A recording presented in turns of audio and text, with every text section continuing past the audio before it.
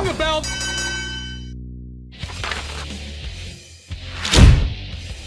Hello, everyone, and welcome to the Slam Society, and welcome to our retro review show here of WWF UK Rampage 1991 from the London Docklands Arena in London, England on the 24th of April 1991. 14,300 fans for this one. We'll get into it in a little bit here, but I'm Karlifornia. This is my co-host here, Jooseyboy. How you doing, you little so-and-so? Yeah, not too bad, man. We've recently begun doing these retro reviews here on the Slam Society, and Yeah. this is our second one so far, and I have to say, I really enjoyed watching this show. It was a pleasure to watch this show. You know what, bro? You're actually incorrect. We've done a few other retro reviews. Didn't we do Super Showdown and Global Warning, or is that me by myself? Actually, I think we might have done Global No, we did Global Warning. That's right. Yes. So I think this is the third you're one, right. Juicy Boy. It's actually the third one. All right. So yeah, look, I want to start doing this more often, bro, because I really enjoyed doing our King of the Ring 1993 review, which you can check out on this channel. But they had a UK Rampage show in 1989, headlined by Hogan versus Savage, but I can't for the life of me find a copy anywhere. The only thing I can find is a match between the Rockers and the Rougeau brothers, but I cannot get my hands on it. So we have to settle with 1991 because this is in conjunction with the fact that we are having Clash at the Castle in Scotland, in Scotland this weekend. So we're going to keep doing this. We're going to keep in theme when we do these retro reviews, Juicy Boy. And you know what? I want to let you know what's in the lineup for the next few months. I bet you're going to be very excited. Not really. Oh, okay. Well, anyway, I'm going to tell you anyway. So Money in the Bank will be coming up. So we'll be doing Money in the Bank 2010. Following that will be ECW Heatwave 1994 because of NXT Heatwave coming up next month. Then we're going to be going to SummerSlam 1988. And then, of course, when we get to the Bash in Berlin, well, they haven't had a German pay-per-view in WWE before, but they once did in WCW. So we'll be checking out Millennium Final when that rolls around. But at this stage, though, Juicy Boy, we are talking about WWF UK Rampage 1991. What do you think of this era of the WWF before we get into this, Juicy Boy? Okay, well, I mean, it really folds into the first couple of things I wrote into my notes here. I mean, like the vibe and feel is different. It's still got a major league feel like you would expect from a WWE show in present day, but it's much more kind of, there's really more of a feeling that it's a lot less scripted and it's a lot more off the cuff. That's the first major thing that I noticed. Obviously, being in the UK, you're going to have a ruckus crowd. I really liked the way that they did the intro. It was very reminiscent still of the 80s. It was very sort of high, fast paced, and had the energetic music and the graphics and stuff. I miss those retro style graphics. And you can immediately just notice the difference in both presentation and execution in the way that they're doing things as soon as you start watching the show. Yeah, no, good call, bro. I was very excited to check this out because I haven't checked out a lot of Hogan era kind of pay-per-views. But one thing I really like about these UK only pay-per-views like Capital Carnage and Rebellion and Insurrection was that, like this, it was a bit looser. It was kind of like they're entertaining the fans. It's not that serious. You know, they are going to follow some storylines, but for the most part, they're a bit more loose. So it was interesting to see them doing this at this point in time in 1991.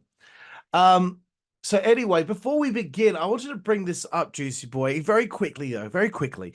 When we did our King of the Ring 1993 review, a guy by the name of Jeffrey Jones 8399 left a comment saying, "You spend too much time hating on modern wrestling. This era was not that great."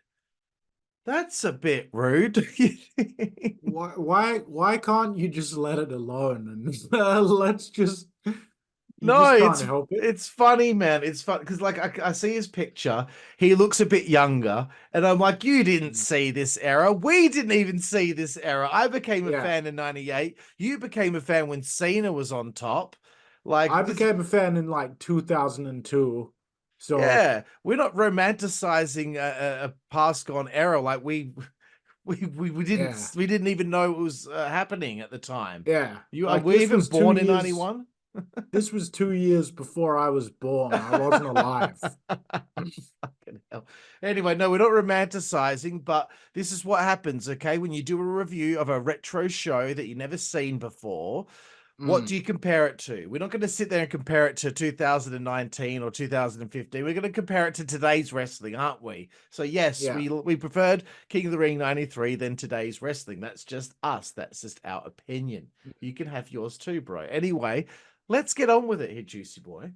Mm, So Vince and Roddy Piper are on commentary together. Roddy Piper's hair is a dream.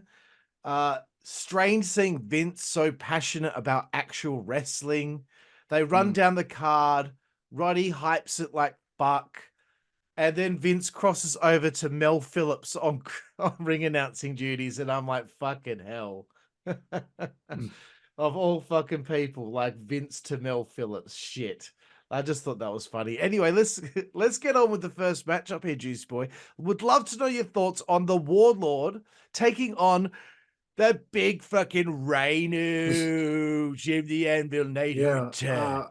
Well, first of all, the ring announcer originally messed up the name and announced the wrong person when Mm-hmm. Warlord was coming up, but they didn't make a deal about it. They didn't make a joke about it either. Like, and I prefer that to what they would do these days, which is the commentators would spend like 20 seconds making fun of the announcer for it. And I don't mind doing that occasionally. But in general, with keeping with the presentation that they'd established for this event, I like the fact that Roddy and Vince didn't pick on the guy for the mistake. They just kept going. Mm. Because when they opened this event, it had a real sort of like the way that it feels when a big boxing event opens up. That was the energy I was getting from this show when the first match went on. So Roddy Piper calling Vince Vincent popped me. Um, Warlord and Neidhart sort of square off, circle off like two gladiators. They then begin trying to grapple for the advantage. There's a much more, and it may be surprising to hear that Vince McMahon, of all people, and Roddy Piper are the commentators, and they're doing a very sports-like analysis. I noted Mm. down. It's very much like they're making a point of showing, oh, he's trying to get the advantage with that. He's trying to maneuver his way out of that. And it seems common sense what I'm talking about, but these days the commentators push more of the story instead of actually Mm. breaking down the match in this way. Um, and there's a place for both styles of commentary. My next note said two big bulls going at it, which is my way of saying I'm just really enjoying this match with two powerhouses. The crowd was going nuts, and this is the opening match. Piper is a very good commentator, I wrote Yeah. at this point. He's actually very good. Yeah. Very good, very good. Yeah. Okay, so the psychology and pacing of this is keeping the crowd extremely interested, even though you've got two big guys that aren't necessarily going to be doing all the athletic stuff. Warlord is very impressive looking, I wrote. He's just got a very imposing presence and a very impressive physique, and just the look of him. He's the epitome of that whole, you see him walking through an airport, you turn around and look. Exactly. Uh, I wrote here, Roddy is very clearly trying to pop Vince and make him laugh, and that's making me laugh. Uh, Jim the Anvil Neidhart doing a great job of taking the heat from Warlord, building up that crowd support for his big comeback. Awesome selling of the hot crowd by Warlord when they really started getting behind the big fucking bastard. The crowd is just insane by this point. Once again, still in the opening match. Mm-hmm. I really loved the spot towards the end where Neidhart reversed a bear hug with the sunset roll, and then it got cut off by Warlord Mm. right after that. And my next note was Really great finish. The crowd loved it. C+ for the opening match. Very nice, bro. Jim, the big Reno was over in the UK, dude. They popped when he came out. Maybe it's because he's related to Davey Boy. Warlord, I thought his presentation was interesting. You know, I was interested to see him in singles action because I'm used to seeing him in the Powers of Pain. That's it. That's right. The Powers of Pain with Barbarian. Am I right? So okay. I wanted to throw in some fun facts when I'm talking about some of these matches here. Because like I felt like as I was watching this show that a lot of these guys might have been slowly but surely starting to get phased out. We're talking about 1991 here, April 1991. So I was interested to see like how much longer Warlord's run in the WWF went for. And actually, April 17th, 92, he lost to Virgil in his final match for the WWF in Birmingham, England. He was forced to retire from wrestling in 1996 after suffering neck injuries in a car accident involving a Pizza Hut delivery van. It caused significant life-altering injuries, including nerve damage that left one side of his body permanently disfigured. Had no idea about that with the Warlord, who did end up wrestling a bit more later on in life. But yeah, what a shame for him because he looked like he was in pretty decent shape here. I marvel at how the simplest of things back then got such big reactions. It really is eye-opening when you see it because now someone who watches current day wrestling would watch this and be like, oh, it's boring. Like, do something. I press fast forward and they don't even move still. You know what I mean? So I like the Warlord and his simple clubs to the back of Jim Neidhart. They're not having the desired effect on Jim, and he keeps looking to the crowd to get their reaction because it's not working, and they're going up because they're wanting Jim to fight back. Such simple stuff in these days. Honestly, an easy night at the office for these guys. Like Warlord extending his career by not bumping a million times. Unfortunately, a car accident was what was the problem for him later on. But his heat is the easiest heat ever, dude. Nerve holds, bear hugs, clubs, they fight back. He cuts them off. I'm seeing a theme on this show here. And of course, Anvil finally made that comeback and got the roll up pin. The fans really popped for that roll up pin. Talk about being easy to please. I miss those days, bro. I miss the days where just a suplex got everyone out of their seat. Let's move forward though, Juicy Boy. We got a Ted DiBiase Sherry interview.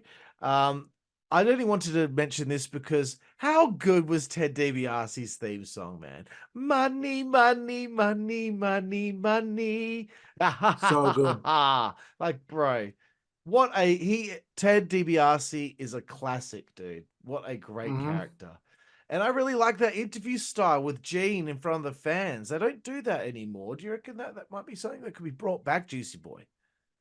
I wouldn't mind them bringing it back for major events, Hmm. such as this big Yeah. overseas event.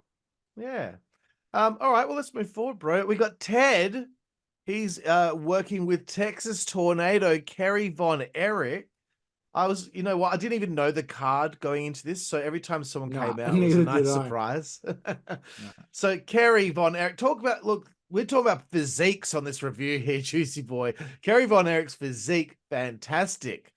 One thing I again I use the word marvel at is the fact that he has a missing foot. Like he has that, what do you call it? What's it called? He's got the prosthetic foot. Prosthetic foot. Yes. Couldn't tell. I'm sure that was a nightmare to get himself, back in ring shape dealing with that. It must have been very difficult. The crowd were loving it. They loved seeing Ted cop it. Bad guys were hated back then. They weren't likable. Good guys were beloved. It was so black and white. Sherry Martel, another little thing I wanted to say here. When she yells, she sounds like a dude. Just saying. Um, I love the little things that tell the story of the match. The heels come up with a game plan because things aren't going so well here trying to deal with Kerry. Tornado gets tripped up by Sherry. She shoves him into the ring post. They figured things out here. The finish, I thought the finish was absolute bullshit. Uh, Kerry's trying to get in the ring. He's getting counted out. Ted's trying to get in the ring. He's getting counted out. Sherry blatantly rakes his back in front of the referee. I think that was that it was either Earl or Kyoto, but anyway, no disqualification made there. Ted wins by count out. Juicy Boy, what did you think of this one? Yeah, well, Kerry Von Erich just looks like the consummate wrestler.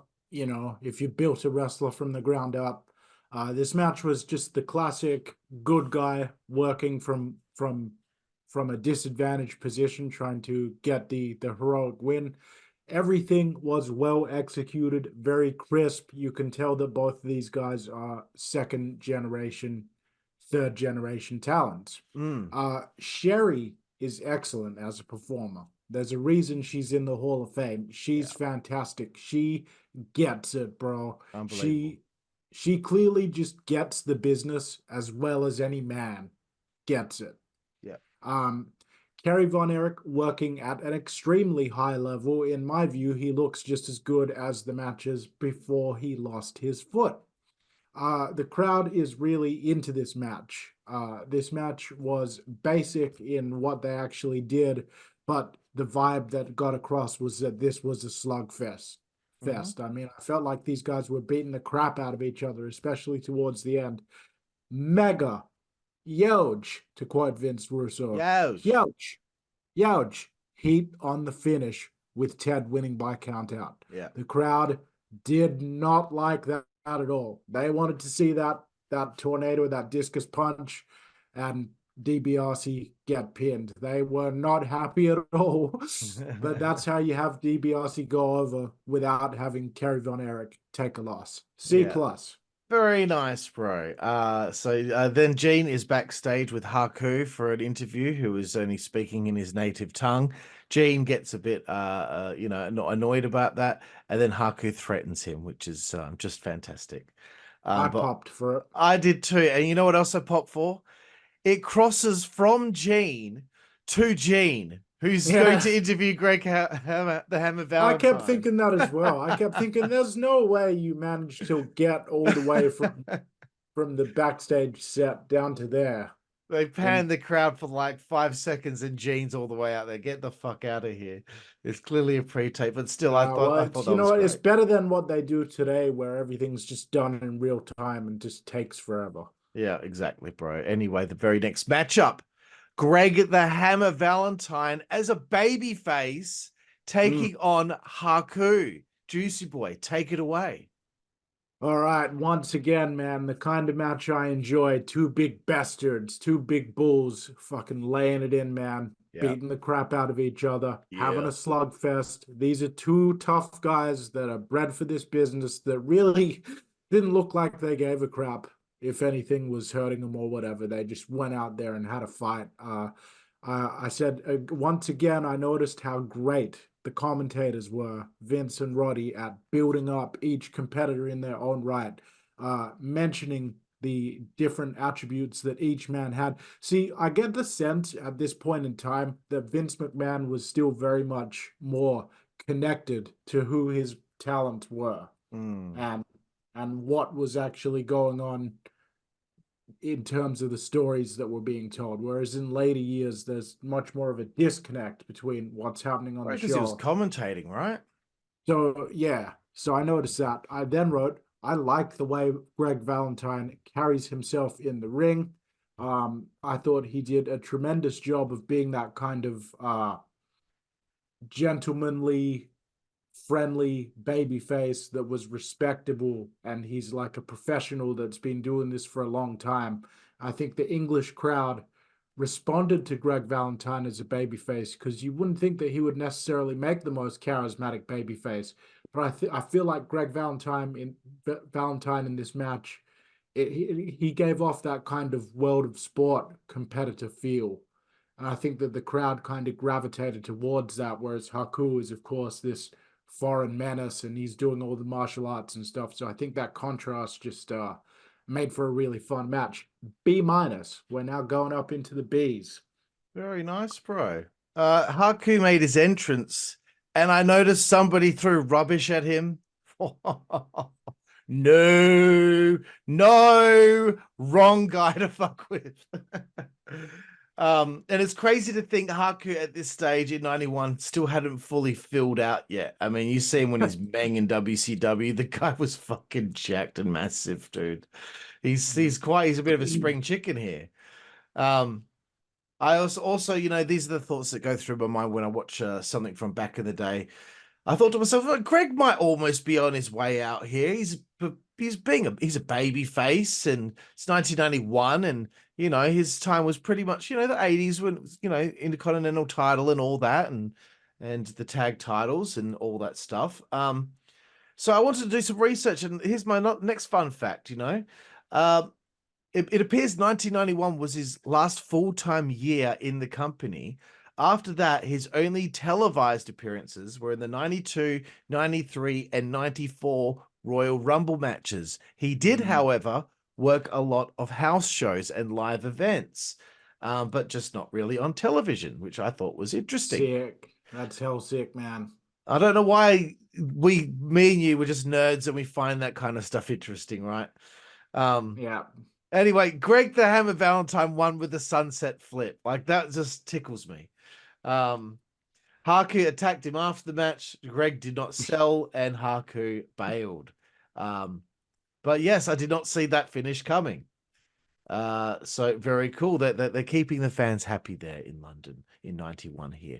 Let's move forward again. Juicy Boy. Mr. Fuji and the Orient Express have an interview with Gene. By the way, if Gene was Matt Riddle, he'd be Gene Brokerland. Nothing? No? Not even pain? Are you dying on the inside? Okay. Anyway. Okay. This is one of the best things on the show, okay? Roddy Piper. Oh said no, that... man. Don't repeat. Come the stuff that on! Roddy said. Don't Dude, repeat the if stuff South that Roddy Park said. can say it, why can't we say it? No.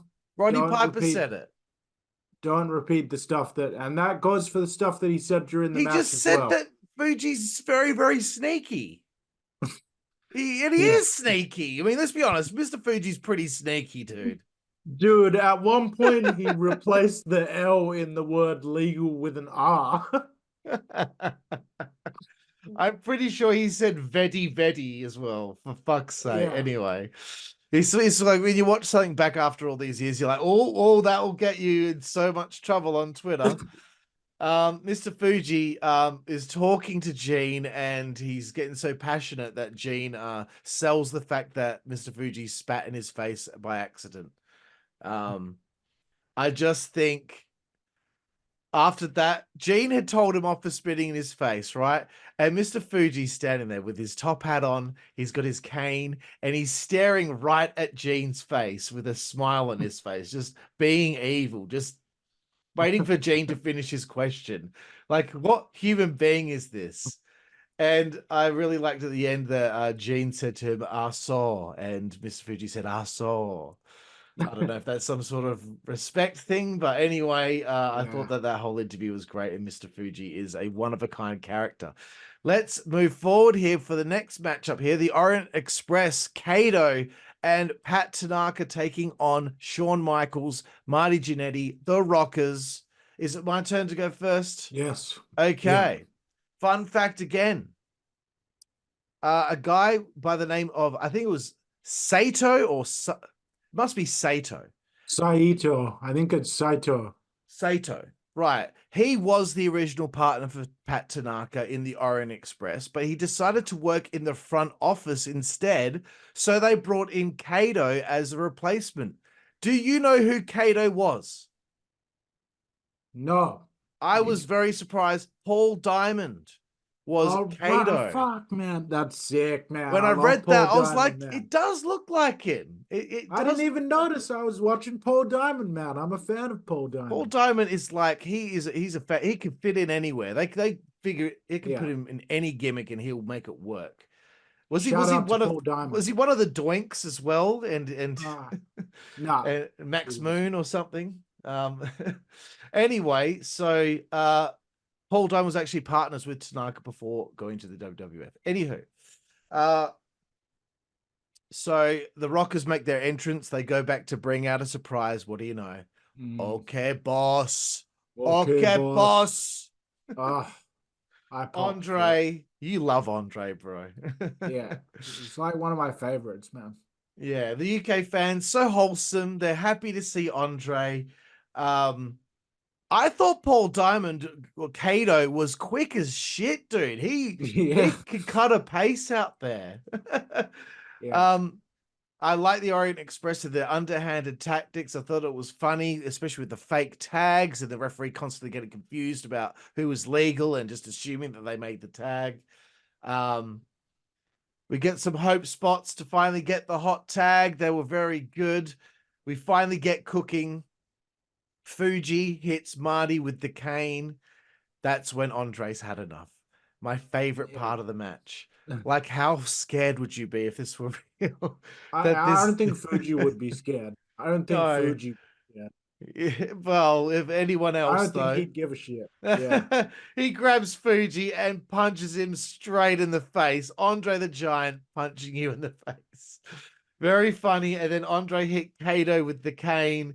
And then we get the double fist drop, and the crowd go banana. Great finish. What did you think of the yeah. Orient Express and the Rockers?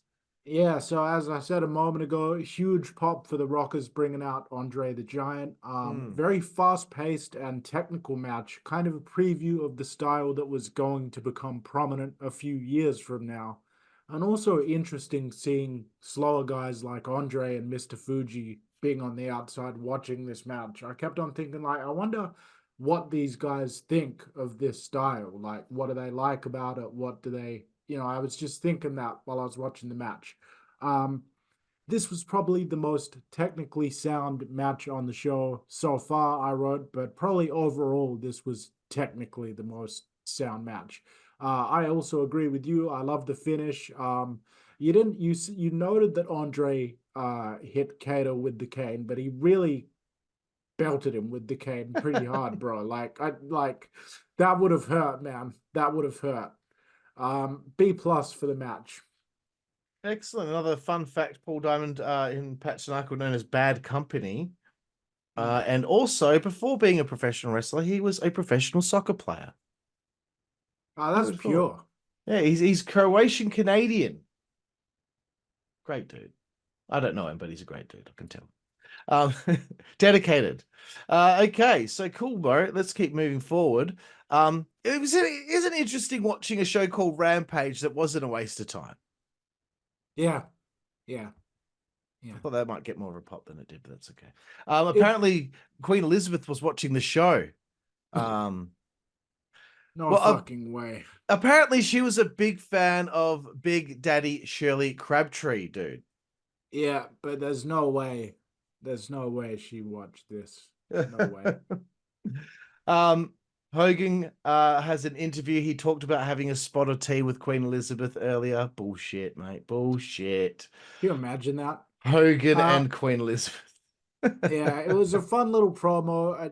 It was a little generic. I mean, like Hogan's already sort of starting to get a bit stale even here in 1991. Obviously, because the show's happening in the UK, they're going to react big for him. But just the vibe of the promo, you can tell that the whole thing is starting to wear a bit thin, in my opinion. Um, Right. and while you're looking up whatever you're looking up, the other thing I found interesting, bro, is that following this Hogan promo, we kind of go into two or three, several promos, like Mm, right one after another. I noticed that they did that. So yeah. uh I might as well run through that quickly. So Hogan does his little promo, walks off. Andre the Giant walks in, and Gene asks him about what just took place in the ring. Andre then says he will be a part of the remainder of the UK tour. So that is a good way to do some business there, letting everyone know that, hey, the house shows are worth coming to. Andre is going to be with the Rockers at those shows as well. Uh, Andre walks off. Brooklyn Brawler comes in, cuts a funny little promo about how uncouth all the people in London are, even though he looks like a homeless person. He walks off. Jim Neidhart comes in, discusses his victory over Warlord, and then uses the opportunity to mention that he is venturing into singles competition after a long time being tag partners with Brett. There you go. That's an example. Why am I getting a timer countdown here? Just ignore it. I'm fixing it. It's all good. Keep going. So I was going to say that is a good way to dovetail. Like in these little promos, they were getting bits of information across. After he cuts his little promo, Warlord wanders onto the set, and him and Neidhart have a scuffle that involves a piece of wicker furniture. Yeah, I love that. I love that. Which really popped me for some reason. And then we cut back out to the live crowd where Roddy Piper interviews a young Englishman who's dressed like Roddy Piper. Kind of meh, but probably a great experience for the kid involved. Yeah, what was that kid's name? Marcus was his name. Good on you, Marcus. Hello, I'm Marcus. Well, what was he doing there? Got to have his arm around Roddy Piper. Like, he would never forget that. Marcus might see this review and be like, I was fucking there. I can't believe what my hairdo was like. Fuck. I did also like when the Brooklyn Brawler had an interview. He goes to enjoy the air and started coughing. Yeah, because all he does. Yeah, that was good. He was bragging about how much better Brooklyn was. Like he didn't even wrestle. What was he doing there? Yeah. And his all his whole get up. Anyway. Maybe he's gonna be on the house shows or something, bro. Yeah, possibly. So anyway, we get to the next match. I thought, yeah, when Piper was mucking around with Marcus there, I thought Piper's a bit of a handful, isn't he? Vince trying to keep control of that guy. But anyway, the Barbarian taking on Jimmy Snuka next. Is it my turn to go first? I can't remember. Hang on. I think it's your turn. Second in the Yes. Okay. It's your turn. Yeah. Okay. First thing I wrote: Snuka is incredibly over with this crowd. Snuka. Jimmy Snuka. He comes That's out. Better. And he is incredibly over with the crowd. Yeah. Seriously, our review of it can't really describe it. It was a massive pop. You have to actually watch the footage. I also wrote Snuka looks in great shape. I think this might just be his physical prime, bro, right here in 1990, 91. Both guys, Barbarian and Jimmy Snuka, in tremendous shape. I'm not sure if they're on the gas or not. Maybe they are, but bloody hell, both these guys were in just I reckon they were. condition. Yeah. Snuka did a great job getting the crowd into it. Barbarian knew what his role in this match was. It was to put Jimmy Snuka into peril, and then Snuka's going to overcome the big monster. Barbarian, soon after I wrote that down, took over and started kicking the shit out of Jimmy Snuka, and the violence of it popped me. We went from Jimmy flying around and throwing all these chops and kicks to obliteration within seconds. Snuka is masterful at taking the heat and making it look like he's on the verge of dying. The house lighting in the arena goes out for a brief period during Jimmy's comeback. Nice close fall with a crossbody reversal from Warlord. That one actually got me. This match ended up being better than I was perhaps expecting when I first saw that these two were matched up. Jimmy made Barbarian look great and look really strong, even though he was winning this match. Really nice win for Jimmy. The crowd went wild for it. I think Barbarian looked great coming out of it as well. B+. Like, I really enjoyed this, man. I thought it was good too. I don't think I'd seen a pre-WCW Barbarian match before. So when I saw him come out, I was like, "Whoa, like he's fucking huge, man." You know, the first ever wrestling show I ever saw in person, Barbarian was in the main event against Kurt Hennig. Can you believe that? So sick, man. Yeah, man. And his opponent was, hey, brother, brother. Hey, brother. Hey, brother. I thought Jimmy looked like he was made out of clay, dude. His goatee looked weird. It was like it was very Lexus King kind of goatee he had going on there. I'm looking at these two guys so jacked, and I'm like, how could either of them lose the match? Um, I was thinking, man, I feel like Snuka's bulked up here. Like he's bigger than I've ever seen him. So then, of course, I wanted to do some research. Was Jimmy hoping to keep his, spot in the company by making sure that he was of, a good size and that he was still with it? He was still, looking youthful. The fun fact here is from mid 91 onward, Jimmy mainly worked house shows and only 2 televised shows in 1992, being the Rumble and a loss to Repo Man on primetime wrestling in Mm. about 6.5 minutes. Wow. So really this show is kind of like the last big hurrah for some of these guys. I was They're thinking, stuck. man, they're about to go into some sort of transitional phase here where like Yeah. maybe the steroid stuff was like Then about to they come through.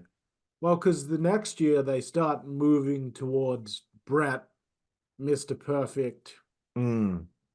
like people like that. So Yeah, so like this is the story that was being told in my head, and then I would do my research and like, wow, like a lot of these guys actually are kind of on their last legs as far as being a full-time talent there is concerned. But like a lot of them were still working the live events and house shows, they just weren't being utilized on television. So I yeah, found but the that quality of interesting. these, I mean, these are high quality matches too, though. This And wasn't like these guys are on their last legs and they clearly can't do anything. they're good. There were Yeah. moments in these matches where the speed picked up. It Yep. was athletic stuff I fucking would never be able to do in a million years.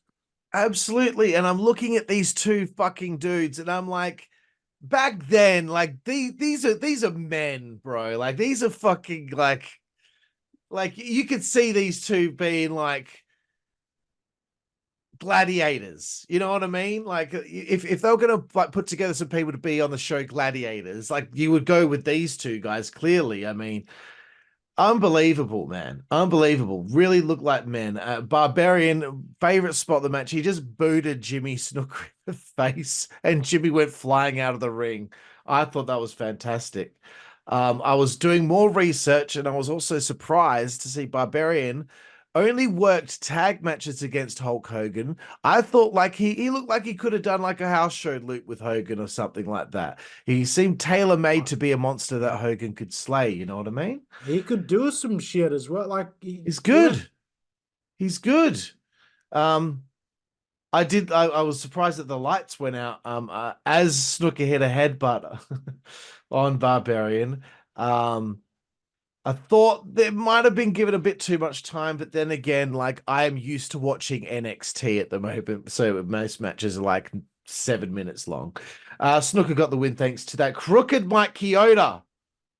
I thought it was a crooked Kyoto in video games and in real life. I think he's a bit crooked, mate. Although he's a nice guy, you can check out my exclusive interview with him on the Insider's Edge podcast on this channel. Let's move forward, Juicy Boy. We got the hometown hero, the British fucking Bulldog. It wasn't fucking me, it was fucking Owen. I wasn't even there. Taking on the Berserker, Mr. John Nord. My turn to go first, isn't it? You little so-and-so. British Bulldog comes out and he's got a dog with him. It's not Matilda, it's Winston. I I got so happy because the last dog I had, who unfortunately passed away in 2010, his name was Winston. So that kind of hit me in the feels, bro. Um, the pop for Bulldog, excellent. If only Big Daddy Shirley Crabtree was there. Mm. Imagine that pop. Um, where am I? I wonder if there were any serious plans for a real push for someone like John Nord, the Berserker, or is he just kind of like they bring these guys in, these monster guys, and they put these gimmicks on them, and it's kind of predetermined where their ultimate destination is going to be. You know, are they there to just, you know, make the baby faces look good? That was just a thought that went through my mind, Juicy. Mr. Fuji back out there again with Berserker, smiling, even though he got punched in the head earlier and knocked on his ass. He's classic. It was interesting again for me. A lot of these matches were heat. Babyface in peril. Takes a while for that comeback to happen. Hope spots. Cut off again. Heat. And I'm thinking, like, what's the idea behind this? Because how does John Nord know to have a neck crank on the British Bulldog for like a good 90 seconds before Bulldog's going to start stirring? Because I counted like 90 seconds on a couple of these neck cranks he had going on. So many cut-offs. I don't think I've ever seen someone get cut off this many times with hope spots in a match. I don't know if it was just me, but it felt like it was quite prevalent. Anywho, Bulldog nearly passed out twice, fighting back, and then he got pile driven. And I'm like, you got to be kidding me. But anyway, he made the big comeback, hit his flurry of moves, running power slam. It's over. Big win. That theme song playing, and all the UK fans just loving it, fucking loving it. That was a really feel-good moment. What did you think, Juicy Boy? Yeah, so first thing I wrote was Berserker is probably going to get smashed, and I'm here for it. But I turned out to be very wrong as the match got underway. Very hard-hitting strikes. This match was physical. The crowd, I knew the crowd was going to go nuts for British Bulldog's comeback as soon as Berserker started the heat. Next thing I wrote, Berserker is actually way better than I gave him credit for. This is a case of a guy that can work, that's got a fucking shit gimmick. I'm sorry. I'm sorry for the F-bomb, but it is. I mean, it's a shame because they really had a good match here. I agree with you. They did a lot of cutoffs, really milking that heat before the hometown boys comeback. Yeah.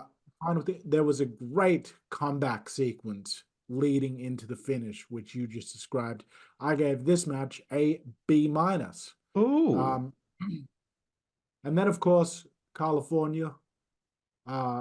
We went backstage, and there was a promo with Jake Roberts, which I thought was a good little promo, and he looked like he was so effing mad. It was insane, mate. It was insane, man. Yeah, Jake's great, dude. And then, of course, Big John Tenter comes out for an interview with Gene near the crowd. I'm not afraid of snakes. I'm not afraid of snakes. He gets to the ring and he's whinging to the referee about the snake. Oh, Tenter. I love his accent, hey. But what did you think of Earthquake and Jake the Snake, bro? This is quite a cool little feud that they had back in the day. Okay, well, I really enjoyed the spot where Earthquake threatened to walk out if the snake wasn't removed from the area, and the compromise was that he shoved it under the ring. So they start wrestling.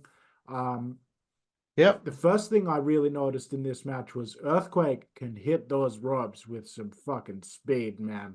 I mean, I don't know if you took notice of that when he was hitting the ropes and stuff, but dude, he had some speed. Oh yeah. Every time he ran those ropes. He's a quick son of a bitch. Psychologically based matchup. Jake Roberts wants to get into the mind of John Tenter. He knows that Earthquake is a giant, but he also knows he's got it in his back pocket that Earthquake's afraid of snakes, and the snake's under the ring, and he can always go to that, but he's not actually going to need it because he's already gotten into Earthquake's head, and now it's just a matter of Jake Roberts wearing down the big man. That was the approach that Jake was trying to take. I wrote at this point, these two guys have barely taken a bump, and yet I'm supremely entertained by the story that's being told. Yeah, they don't need to. Earthquake then posts himself, which allows Jake to finally capitalize. Jake starts making a bit of a comeback on the big man, but then Earthquake, very smartly, might I add, counters the DDT not once, but twice. The first time he simply So used good. his bulk power to stop Jake from being able to move him and just threw him off. And the second time he grabbed hold of the ropes to stop himself from excellent psychology. Yeah.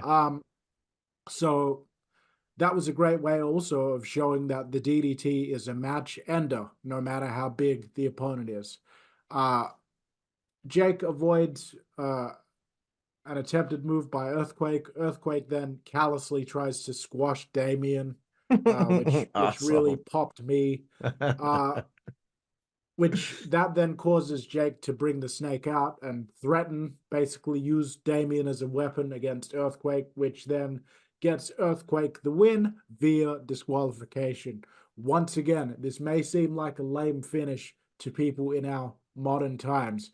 The crowd did not like the fact that Earthquake won this match. It didn't matter. It didn't matter the fact that he'd been scared by the snake. He still gets the win in the record books because that kind of thing still matters in this era. Yeah. The fans take it a bit more seriously. I thought it was a fun little match, bro. I gave it a C minus. Very nice, bro. Very nice. I didn't have too much to add here. It's just John Tenter was in the WWF solidly until 1994, so he managed to stick around whilst a lot of these guys weren't around much longer. Jake was actually gone by the next WrestleMania after he wrestled Undertaker. Yeah, of So course he again, was. a lot of these guys they're on their way out. So it's kind of like a moment in time almost. Nothing else to really add. I just thought, when Jake pulled out the snake, I thought no wonder people loved this stuff. Like they probably wouldn't do stuff like that these days, but back then, like that was, that's thrilling for people to see him fucking throw that snake out there and Tenter's losing his shit and runs off, and very, very entertaining. That's all I really had to say. British Bulldog has an interview after this. So many interviews on this show. He said to his family, "I love you, I love you." I love you, Which is mom. I love you, dad. mom. I actually thought it was really sweet. Like there was a tone in his voice that it was like that's not the character. That's just David Boy Smith like saying hello to his family. Like Yeah, there that's very, was that tone to it. very sweet. After this, Sergeant Slaughter and what's shit. General Adnan, bro. It's General. I was concerned I was going to actually call him Colonel. Get it Um, right. so it's General Adnan and Sergeant Slaughter interview. Great stuff. I thought it was pretty generic for me.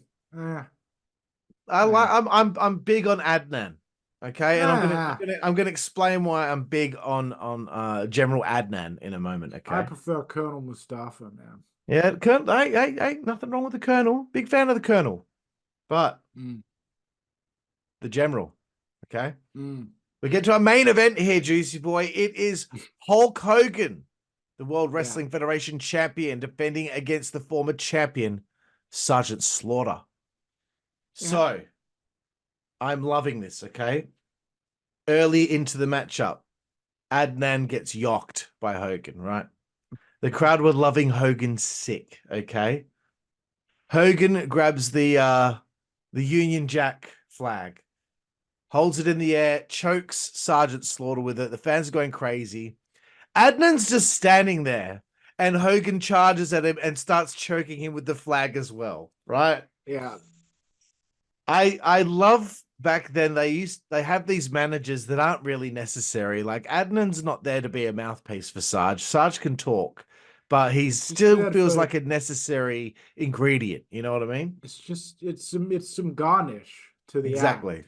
Garnish. I like that. We need more garnish Mm, in pro wrestling. mm. Um, I thought Slaughter made Hogan look really good. Hogan dominated most of the early going here. I was awaiting the heat and the hope spots as per usual for most of the matches on the show, but Hogan was laying a serious whooping on Sarge. Sarge, okay, bro, I wanted to bring this up because I was thinking about it earlier. When Roderick Strong started his heat on Will Ospreay.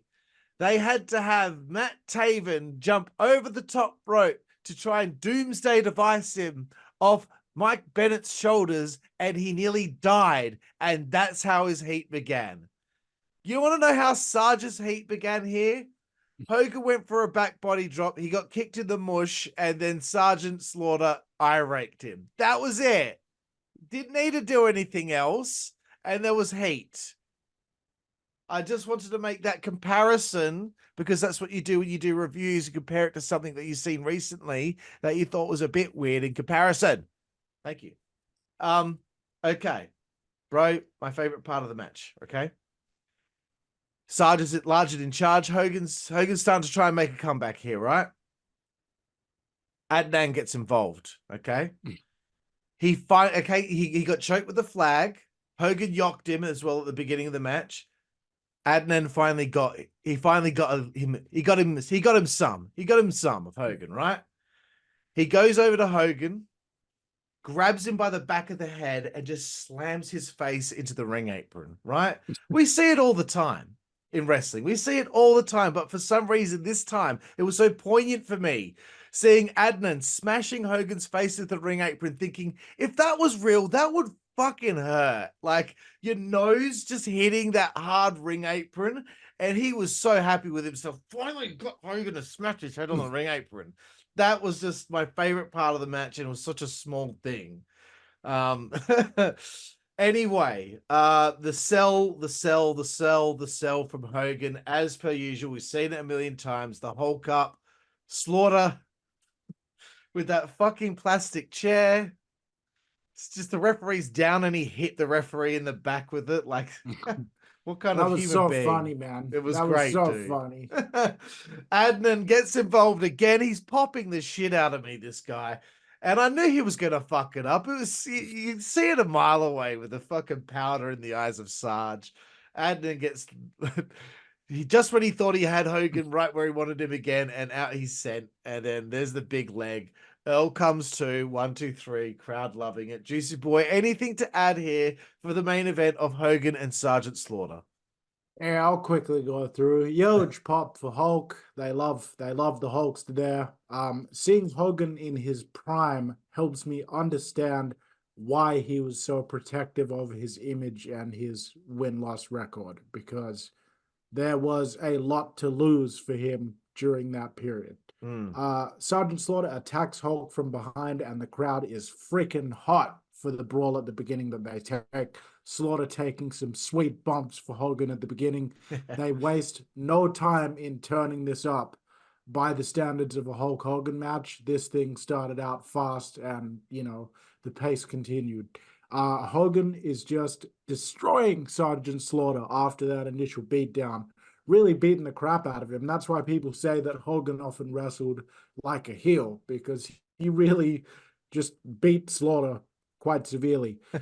Sarge, as you said, finally counters the back body drop attempt with a boot to the mush, and the crowd were pissed off that he took off. It was almost like they were already ready for that leg drop, and they were not happy to He see could do Sarge one take thing, yeah, without just merciless boos. So Hogan's now taken the beat down. Sarge starts getting color on Hogan from a previous scar that Hogan has on his forehead. There's a little bit of blood. At this point, I wrote, watching Hulk Hogan is similar to watching John Cena, in the sense that the more you watch both guys, the more you appreciate how much mileage they manage to get out of every little thing that they do, and why they're considered special performers. All right. By this point, we're nearing the end of the match. Sergeant Slaughter has now done enough to Hulk Hogan that he still looks credible even if he loses, because these guys are beating the crap out of each other. Hogan hulks up. Ref gets taken out, like you said. The duck from the powder in the eyes goes into Sarge's face. Leg gets dropped. Crowd gets sent home happy. C- from the Juicy Boy. Yeah. Again, it's the main event's not really my personal cup of tea, but I put myself into the mind of, like, okay, I'm some British 15-year-old kid. and the WWF's coming to town, right? What do I want to see? You know? That would So be when the you most put it in that, amazing experience. yeah. So when you put it in that context, I'm giving this show a 7.5 out of 10. Very nice, bro. I'm going to echo those sentiments. 7.5 out of 10. You watch it based on its own merits. It's not going to be better than WrestleMania 17. Probably won't be better than Clash at the Castle. You never know, though. It depends what happens. But yeah, 7.5. I enjoyed the show. Again, the most interesting things that I thought were taking place weren't even things that were actually happening. It was just like the situation that we were at the time. It was a moment in time where a lot of these guys who are big names were going to end up being kind of phased out as they were moving into a, like, you know, almost like a new era Yeah. of the World Wrestling It was Federation. noticeable. It was noticeable. Because I kept on thinking, all right, this is a pay-per-view, and yes, it's overseas, but people like Hogan and Jake Roberts, and Andre are going over there, which means that this is a huge tour. But I thought to myself, okay, the Berserker's on the card, but no Undertaker. I thought to Yeah, myself, okay, Barbarian's on the card, but no Kurt Hennig. You know, there were a couple of things like that that I thought, like no people that were, Savage. yes, there was no Savage, but we got an appearance from Brooklyn Brawler. And I'm not saying any of that to draw a comparison, but this show was notable both for who was on it and who was left off it in that sense. It very much is. I agree with you, bro. Like a snapshot of a transitional period between that old era, the WrestleMania era, and the new generation era. Exactly. So WrestleMania 7 would have been the next WrestleMania, right? No, Oh it no, was that the was the one that one. just passed by. Okay, that was only a Yeah, month prior. So WrestleMania 8. I just wanted to see who's on the card by WrestleMania 8. That may not. Okay, yeah, Michaels, Jake. Brett, Shawn Flair, Michaels was Savage, doing the singles thing by the next WrestleMania, so him and Marty split Taker. up. Sarge is back to being a good guy with Bossman and Duggan in a six-man. Earthquakes with Typhoon. DiBiase. Okay, Hogan. So some of the guys are still there, but it just made me think like, wow, 91. And we just did a show from 93 for the retro review. And I'm like, geez, like within the next 2 years, Greg Valentine wasn't on wasn't on King of the Yeah, Ring 93. None of these no. guys were for the most part, but that's what made me think of looking at it, and that's what I found most interesting. Anyway, Juicy Boy, I've enjoyed this retro review. Thank you for your time. Do you have So any have I. final thoughts, words, anything to say? Yeah, well, obviously, we'd like you to like, comment, and subscribe. Make sure you click that thumbs up and the notification bell. We look forward to bringing you more reviews of past and present wrestling programs here on the Slam Society. Mm-hmm. And now, Carl and I both have to go and get ready for another recording for Yeah, the we're channel back, as bitch. We're well. going to be back on Twitch. So also please check out twitch.tv/Slam Society. We're back. We're going to be there almost every freaking weekend, maybe sometimes during the week. Yeah, Please keep up to live, date. We're doing it, baby. live, live, and uncensored. Yeah. Well, maybe a little bit censored. Maybe a little bit. Yeah, no, we will be censoring it so that we fit in with the terms and conditions. Yeah. Yes. So thank everyone out there for checking out our retro review of WWF UK Rampage 91, Karlifornia and Jooseyboy. And we will see you down the fucking road. Sweet, bro. All right, bro. That I'll was go well and get fucking ready good in for it. this I was fucking this well good in Twitch. it. Yeah, I thought it was a bit of all right. A Oh, nice a bit little of all crumpet. right. Yeah. Yeah.